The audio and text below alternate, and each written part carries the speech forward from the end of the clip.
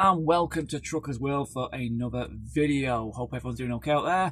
Just over a week before Christmas, all exciting stuff. As you can see, I'm back out in the wagon again, Class 1. And today's video is going to be all about that word new drivers hate, but I still think it's quite important, the word experience.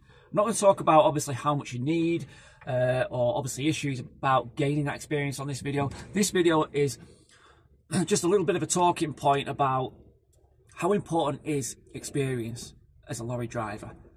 And I'm going to give you obviously just a couple of stories about obviously my lack of experience and what it did to me and what it cost you, kind of thing.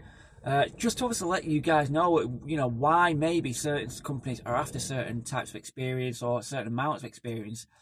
In short, it is very important, really important. So I'm going to go back when I first started doing lorry driving, Class 2. Before that, I was doing 3.5 ton van driving, and it was a good job. I enjoyed it.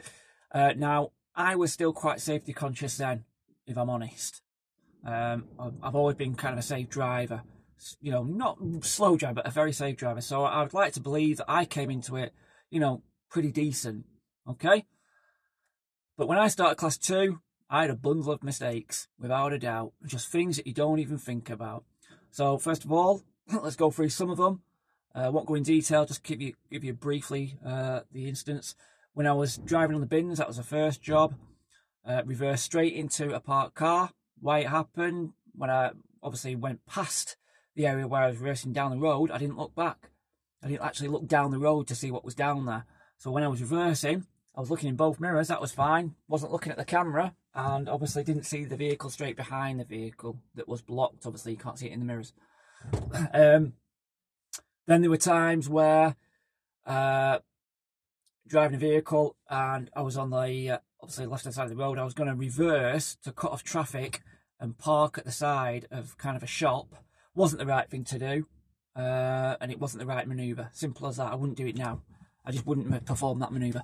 But as I was doing it, there were metal posts on the front near side, and it scraped down the front part of the wagon. Not massive amount of damage, but it was there, it was visible. Didn't feel good about that. Then there were times where I split the curtain side of the vehicle on Class 2 again. Might be going through some tight spaces, you're not looking properly or you're not concentrating, whatever it is. Split the curtain, not too bad again, just little bits and bobs, little bits and niggles. Of course, every driver has clipped the wing mirrors, there's no question about that. I've done that Class 1 and Class 2, but more so now Class 2. And some obviously range from a couple of scratches here and there, compared to some others which are, you know, the back part of the wing mirror actually ripping out, and that's happened to me on Class 2 as well.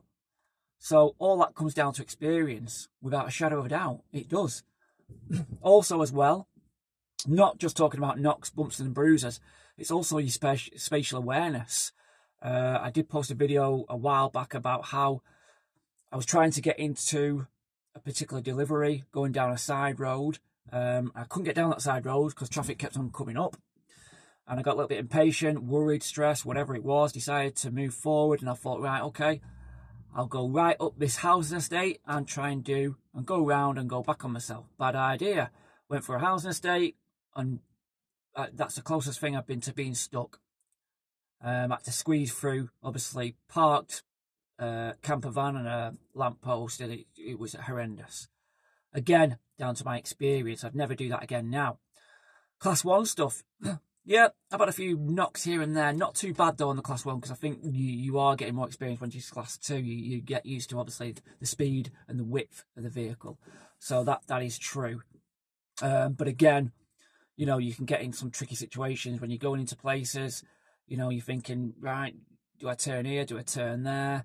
You know, little bits and bobs like that that kind of confuse you, and you think, look, I'm going to have to reverse back out. I've took this left turn, for example, a little bit too close. I should have left it a little bit, then turned, because obviously you got the headboard. Then you got problems with the headboard, might be hitting or scraping against something. So overall experience does count. Now I've been obviously driving, you know, quite a while now, good, maybe over a year, whatever it has been regarding Class 2, and I can handle Class 2 pretty easily.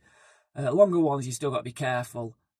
you know, but you're still, especially when you're turning tight turnings, you're still a little bit cautious, most definitely.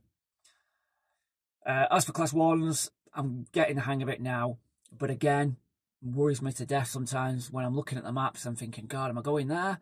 Right, and I've got to try and plan ahead. And again, you know, I can do this now, but it's all experience. All experience. When you're going out there as a new driver, you might not think, you know, to look at where you're going to be going. You know, you might have the delivery point, but we all know, you know, you don't just go to the front door. You've got to find that entrance where you're going to be. Is there enough room? Is there anything blocking it? You know, again, this is all part of your experience. It's not just driving when it comes down to this kind of a job. And I think most drivers will agree with that.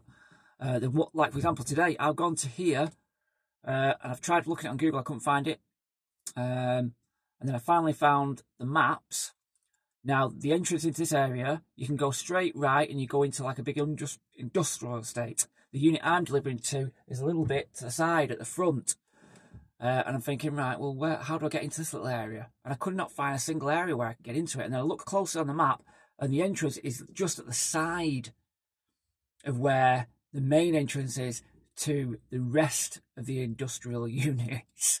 Now, had I taken a wrong turn and got into the main entrance of the industrial units, that would have caused a amount of problems, because the road that you're going, how can I explain this? The entrance into where I'm going is literally side on. It's next to the main entrance.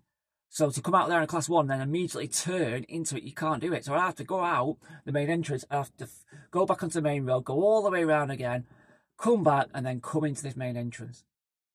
Now, had I not really looked where I was going, I'd be wasting a lot of time, causing a lot of headaches for myself. And that's what comes down to experience. Likewise, the entrance into this place as well, quite thin. You've got to watch your headboard and watch your trailer as well. All that is experience. So, yes, new drivers out there, it is absolutely vital. In my opinion, it's absolutely vital that you get that experience. And that's why companies ask for it. How much do you need then? Let's move on a little bit. How much do you need? Well, obviously it depends on the driver. There's no right answer for everybody, is there? You know, let's be honest. It's like saying, well, you know, how many times will it take you to pass your test? Some people pass it first time, some people pass it second, third. You know, there's no real right answer to it. I would say 1 year, I think, is you know, it's safe, but I don't think you necessarily need it to do the job. 6 months, I would probably say yes. You probably do need 6 months before you feel, or you start to feel really confident. 3 months, I would say yes, minimum. 3 months is a minimum for me, I think. Providing you're doing it every day, I think you can learn a lot in 3 months, and I think you become quite skilled enough to do the job. So I think minimum 3 months. 6 months to be, you know, safe, confident, and to be able to look at places and be able to tackle things a lot easier. But 3 months, I think, is absolutely minimum, and that's just my personal opinion. You know, we can discuss this literally all day about experience, what you need, what you don't need, blah blah blah. But that's how it is. And obviously, for those companies that want a year, some companies even want 2 years. That's more for insurance purposes, as you may or may not know that. It brings their premium down, and that's what it's all about. But even so, you probably do need 3 months. And obviously, it's that old question again for the new drivers. I've been there, where how do you get those 3 months? How do you do it? I got lucky because I got onto an agency, and he dealt with a lot of class 1 vehicles, jobs. And yeah, I don't know how, but it got me onto some of these places, and that's how I got some core, like the fundamental experience. But even what I'm doing now, I probably didn't have enough until I then moved on to a different job that were willing to accept new passers with a little bit of experience. You've got to be careful of that, because some companies will accept new passers, but then they expect just a little bit of experience. But there you go. I'm going to leave it at that, because obviously this video, I don't want it too longer than 10 minutes. So post your comments below. That's my opinion. You do need experience with these things, and it does make a difference. But obviously, yes, it's that pain in the ass question. How do you get it? Right, I'll leave it at that. I'm going to wish everyone a happy Christmas. I don't think I'll be posting another video on before Christmas, so I hope everyone have a really good one. New drivers, stick with it, guys. Stick with it. I'll try and think of other ways where you might be able to get some jobs here and there, but it sometimes is a case of just sticking with it till you've had your license 6 months or maybe a year, and obviously trying to get as much experience, whether it's class 2, class 1, 7.5 ton, whatever it is. Try and get as much, because it all counts without a shadow of a doubt. Post some comments below, likes, dislikes, whatever it is that you do. I'm sure we'll have a good discussion on this one. Anyway, thanks for watching. Appreciate it. And yeah, good Christmas and a good New Year as well.